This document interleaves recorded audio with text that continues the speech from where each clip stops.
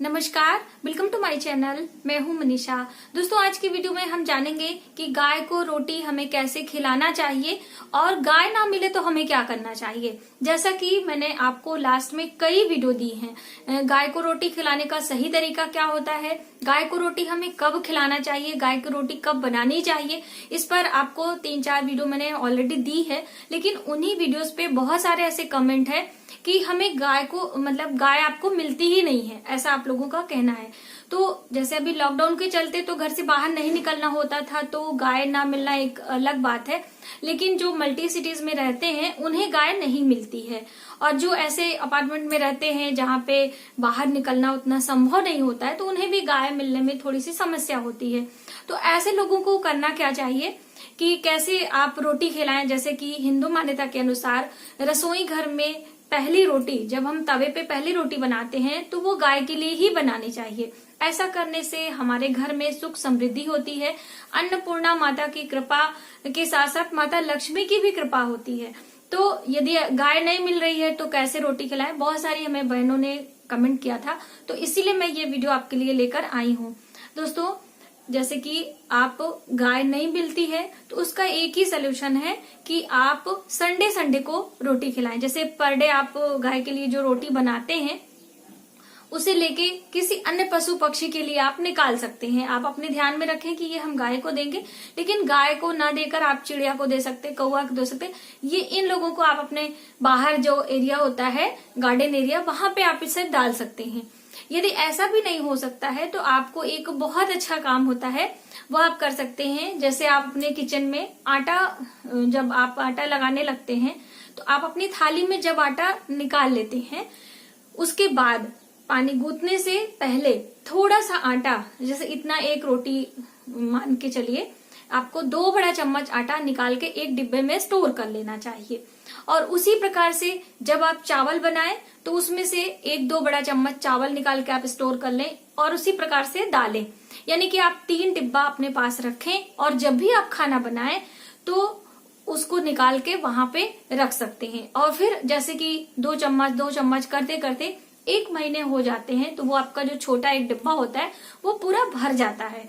और उसके बाद जब वो डिब्बा भर जाए तब आप जाके किसी गौशाला में वह सूखा अनाज खिला सकते हैं। यदि हो सके तो उसे आप पका लें।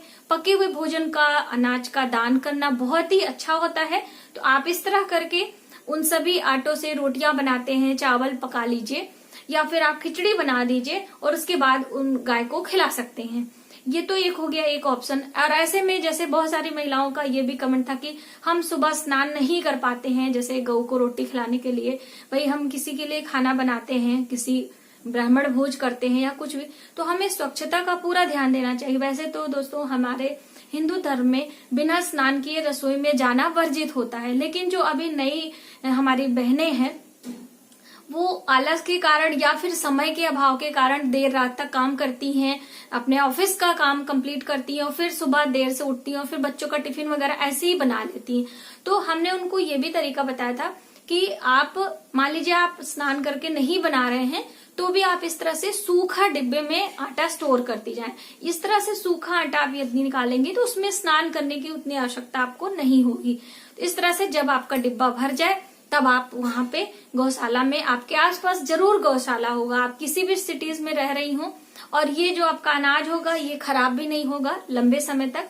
तो इस तरह से आप कर सकते हैं। या फिर दूसरा ऑप्शन है दोस्तों कि आप पर डे इस तरह से ना करके हफ्ते में एक दिन चुने, जैसे संडे का दिन है यदि आप फ्री हो, या फिर सैटरडे के दिन चुने, तो उस दिन भी आप ढेर सारी रोटियां बनाएं। जैसे एक संडे, मंडे, ट्यूसडे, वेडनेसडे, इस तरह से 7 दिन के हिसाब से 7 रोटियां बना के रखें और उस रोटी पर देसी घी ऐसे अच्छे से चुपड़ दें और उसके बाद उसके ऊपर गुड़ की डली रखें और 7 रोटियों पे अलग अलग गुड़ की डली रखकर अब आप गौशाला जाके वहां पर गाय को खिला सकते हैं। दोस्तों, जो इस्कॉन मंदिर होती है, आपके आसपास आप कहीं भी रह रहे हैं, इस्कॉन मंदिर ज्यादातर सिटीज में है, तो आप इस्कॉन मंदिर में देखेंगे कि मंदिर के पीछे गाय जरूर होती हैं। जहां पे इस्कॉन होता है तो वहां पे जाके आप यह काम कर सकते हैं।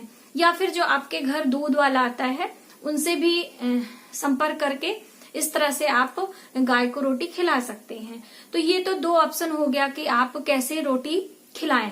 और इसमें इस तरह से खिलाने पे आपको सुबह सवेरे, जैसे कि आप सभी के कमेंट थे कि बिना नहाए क्या हम रोटी निकाल सकते हैं क्या, तो यदि आप सूखा अनाज निकाल रहे हैं तो आप इस तरह से निकाल सकते हैं।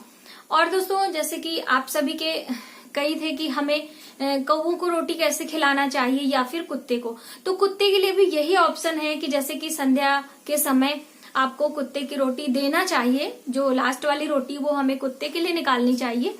तो यदि आप ऐसा नहीं कर पाते हैं तो उसके लिए भी आप सैटरडे का दिन चुने और उस दिन ढेर सारी रोटियां बनाएं और कुत्ते को खिला सकते हैं। वैसे कुत्ते ढेर सारे समूह में सुबह में आपको मिल जाएंगे, जैसे कि 4 बजे या 3 बजे भोर में आप देखें कभी कभी तो रोड पे स्टेशन साइड में बहुत सारे ऐसे डॉगीज होते हैं, स्ट्रीट डॉग, जिन्हें आप रोटी खिलाएं। और जो आपके पले हुए घर के डॉग्स होते हैं उन्हें उतना खिलाने में आपको फायदा नहीं है जितना कि जो स्ट्रीट डॉग होते हैं उन्हें, क्योंकि ऐसा मान्यता है कि भाई जिसे पर डे आपने सेवा करने का जिम्मा लिया है, आप अपने घर पे लेकर आए हो, तो उन्हें तो आपको खाना पानी उनकी देखभाल करना ही करना है। लेकिन जो अन्य पर्सन है जिनकी देखभाल कोई नहीं करता है, जिनका कोई सहारा नहीं है, वो ईश्वर के सहारे अपना जीवन यापन कर रहे हैं, यदि आप उनकी देखभाल करते हैं तो आपको ज्यादा पुण्य होता है। जैसे हम किसी भी ब्राह्मण को भोजन कराते हैं या ब्राह्मण को दान देते हैं तो जरूरतमंद ब्राह्मणों को दान करने से ज्यादा पुण्य प्राप्त होता है। तो उसी हिसाब से जब हम किसी पशु या जानवर की सेवा करने का होता है तो इस तरह से आप दिमाग में रख के यदि करेंगी तो आपको पुण्य भी प्राप्त होगा और जिसकी सेवा करेंगे उसकी आत्मा तो तृप्त होगी ही। तो दोस्तों, ये तो आप इस तरह से रोटी खिलाएं। लेकिन जो लोग नए हमारे व्यूअर्स हैं जिनको अभी गाय को रोटी खिलाने का नहीं तरीका पता है, तो उनके लिए भी हम आपको एक बारी रिपीट कर दे रहे हैं कि सुबह सवेरे की पहली रोटी आपको गाय के लिए जरूर निकालनी चाहिए और ये कार्य आप स्नान करने के बाद ही करें। और एक रोटी निकाल दे, उसके ऊपर आपको देसी घी लगा लेना चाहिए, उसके बाद रोटी निकालें। सूखी रोटी नहीं निकालना चाहिए, सूखी रोटी किसी को भी हम नहीं देते हैं। तो हल्का सा कोई भी घी आप लगा लें और उसके बाद उस रोटी पर कोई मीठा रख दें या फिर आप सादा लहसुन प्याज वाला जो खाना होता है उसे आपको नहीं निकालना चाहिए। लहसुन प्याज का भोजन ना ही हमें ब्राह्मणों को खिलाना चाहिए और ना ही इस तरह से यदि आप किसी उपाय के तौर पे कर रहे हैं तो भी नहीं करना चाहिए। इसीलिए देखिए, आपने अक्सर देखा होगा गाय को सूखा चावल या दाल जिसमें हमने प्याज वगैरह नहीं इस्तेमाल किया है और रोटी खिलाने का विधान इसीलिए होता क्योंकि उसमें कभी भी कोई लहसुन प्याज नहीं इस्तेमाल करते। और दोस्तों, एक काम और भी आप कर सकते हैं कि जब भी आपके घर में नई फसल की कोई चीजें आती हैं, जैसे कि सीजन शुरू होता है किसी भी चीज का, आपके घर में पहली बार आम आया है, पहली बार कोई फ्रूट्स मतलब सब्जियों में आए हैं या फिर, तो भी आपको निकालना चाहिए। यानी कि सीजन का कोई भी फल कोई भी सब्जी खुद खाने से पहले हमें किसी को दान करके खाना होता है। आपने नोटिस किया होगा कि जब भी कोई सीजन में कोई फल फ्रूट आने वाला होता है उसके पहले एक त्योहार जरूर आता है। हमारे हिंदू धर्म में ऐसी हमारे जो त्योहार होते हैं वो उसी से रिलेटेड होते हैं और उसी से जोड़ के हम व्रत उपवास रखते हैं और उस व्रत में उसी को लेकर हम दान भी करते हैं।